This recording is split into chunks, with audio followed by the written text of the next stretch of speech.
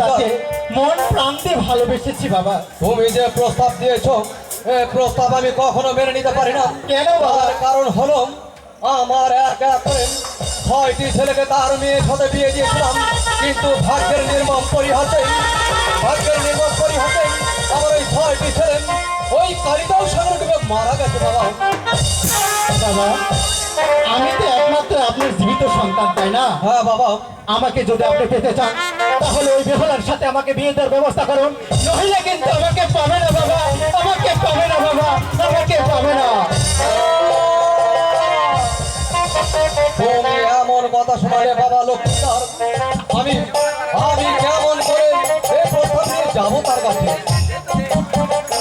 যেভাবে হোক যেমন করে হোক আমি তার কাছে প্রস্তাব নিয়ে যাব। দেখি ভগবান যদি সহায় হয়ে থাকেন তাহলে সে প্রস্তাবে রাজি হবে। দেখি আমি তাই যাবো।